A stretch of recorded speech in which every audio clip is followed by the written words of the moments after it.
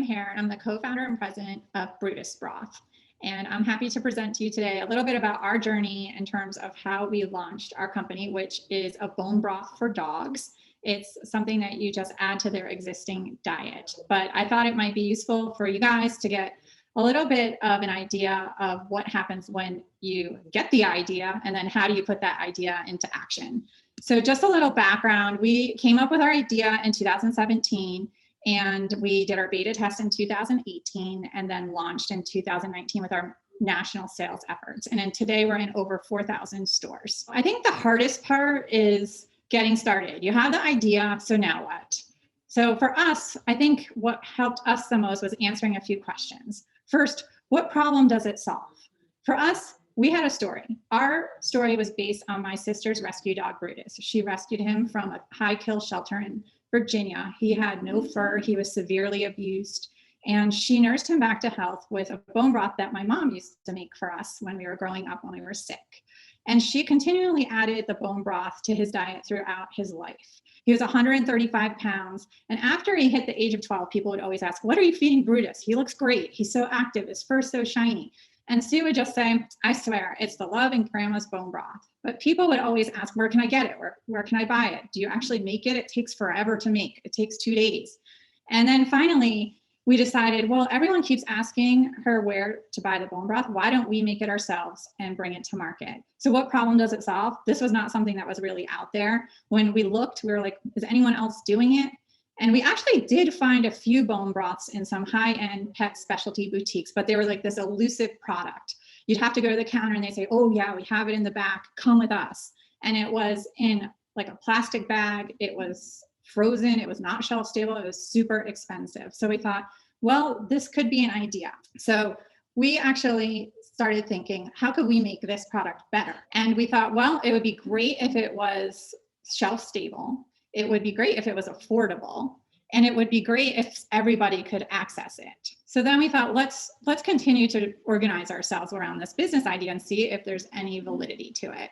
So we did do the research, and we found that actually in the pet food market, there were a lot of mom and pops that had really cool products, but they weren't really scalable. They were super expensive. They were somewhat hard to find. And then there was the Purinas of the world. And we thought, well, there's an opportunity in the market to kind of play in the middle of those spaces, have a really cool artisanal product that delivered a lot of health benefits to the pet, but was scalable.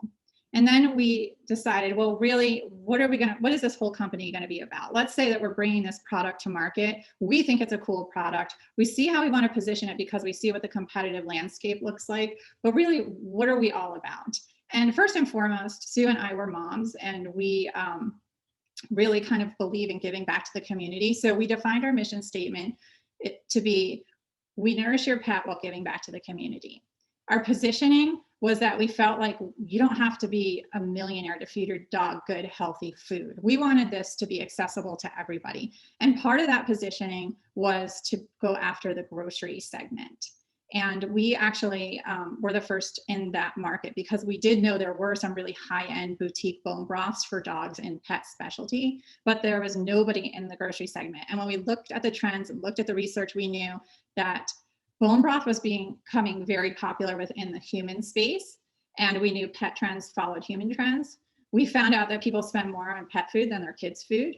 We looked at pet specialty and the foot traffic. We saw, okay, people go to the pet specialty store maybe once a month, but people are in a grocery store a minimum of once a week. So we knew that there were more people that we can get in front of. And we also knew that there was a trend within the supermarket / grocery space towards more healthy, natural foods. And they were starting to build out their pet aisles because pet ownership was increasing, and it was a huge opportunity.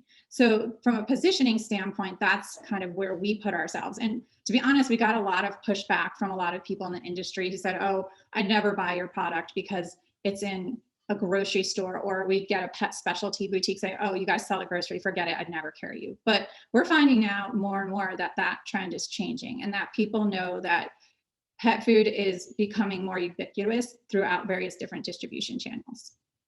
So the other thing to really kind of define, especially when you're starting out, is really what is your vision? Where do you want to go with a company? So with Sue and I, we actually decided that, hey, we want to play in that space and be scalable.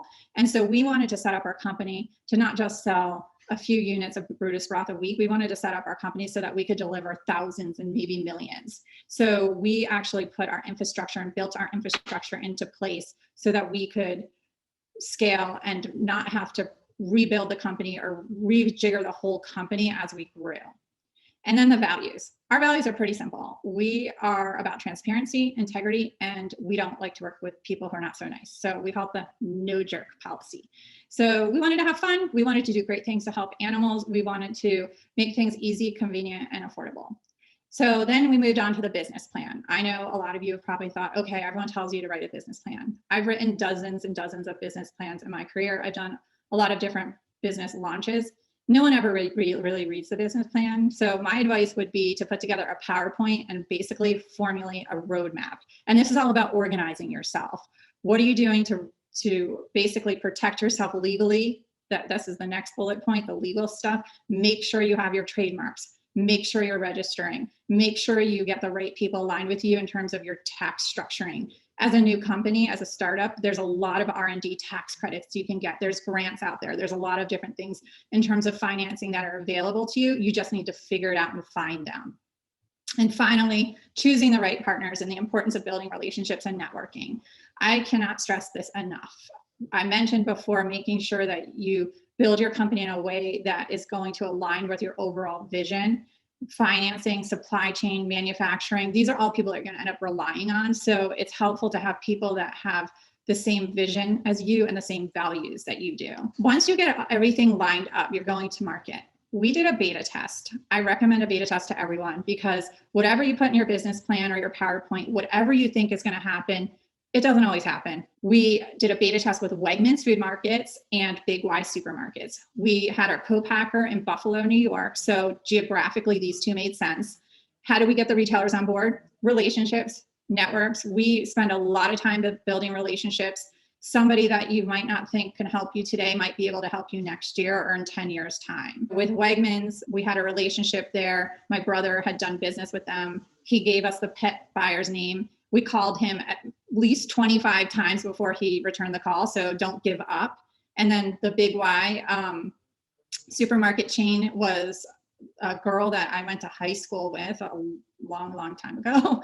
Her dad was the CEO. So I called her out of the blue. We actually chose those two retailers, not just because of our relationships, but they also had different demographics.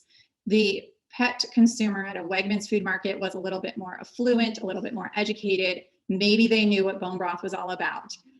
Maybe they consumed bone broth themselves and the learning curve was not as steep. The Big Y consumer, typically those people are people that might be feeding their dog kibble. And then here we go, Brutus Broth comes into play. You can easily add Brutus Broth to your kibble to upgrade the nutritional value of the meal, make it a tastier meal for your pup. It's affordable. So those were two different kind of positionings. But for the beta test, for us, what was really important was to collect data. We wanted to test the market in terms of how's the packaging look? What is our price point like? Thank God we beta tested because we priced ourselves way too low and we would be dead in the water if we went with those prices going forward.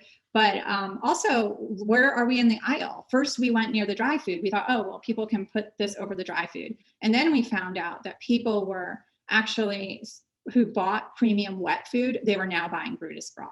And so we said, let's move it to the wet food area and see what happens. Spike in sales. So those were really important things for us to know. The other thing that was really important for us to know was what kind of customer is buying Brutus Broth. And we were able to do some marketing and geo-tracking, geo-conversions to find out who's looking at a digital ad and walking through the door.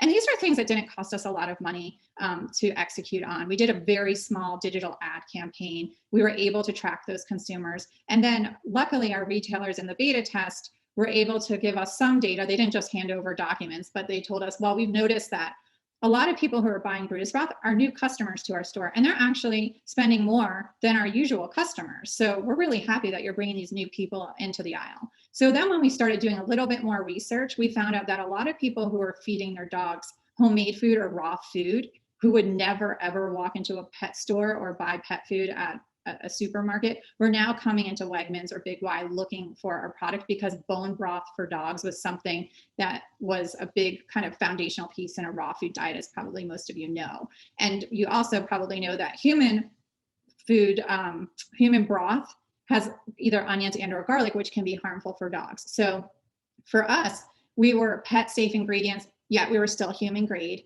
And we also differentiated ourselves by adding glucosamine and chondroitin, as well as turmeric for inflammation. So we fortified our bone broth with supplements for joint and digestive health. Next, distribution strategy. So once we got all those data points from our beta test, we were able to roll out and say, okay, now let's go to the mass market, for lack of a better word. Bricks and mortar, online, and other distribution channels. Bricks and mortar was definitely a place we wanted to be, but we also felt that it was important to have an online presence. Everyone says Amazon's the necessary evil, and it totally is. It's not inexpensive to be a seller on Amazon, but you're able to reach a wider audience. So we actually, because it's so expensive to fulfill online through Amazon, we had to bundle our product because it didn't make economic sense to sell single units on Amazon. In hindsight, this was a godsend because the bricks and mortar retailers always asked us, well, are you on Amazon? And we'd say, yes, but it's a different type of product. We're selling multi-packs. And they're like, oh, okay, then that's fine.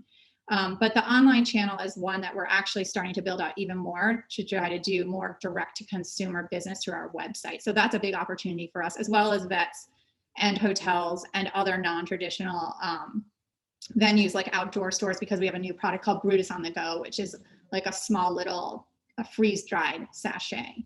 So there's a lot of opportunities out there. I think the biggest challenge for us sometimes is to try to just focus on a few and not try to do everything. And in closing, I just want to say one of the mantras people always ask me, what is like the quote you live by? And it's something that I think about all the time. And it's, if it were easy, everyone would do it, because being an entrepreneur sounds like it's really fun and exciting, and it totally is, but there are major bumps in the road every step of the way, and you have to figure out how to pivot. If the front door slams in your face, go to the back door. If it's locked, find a window. I mean, that's happened with us with some of our major retailers where they said no first, and then we tried another angle and then tried another angle and landed the account. So that's happened in so many different parts of our business. But if you keep pushing ahead and you know where you want to be, you'll find that it will be one of the most rewarding and gratifying paths you can take in your career. But it's all about the mindset. Thank you very much.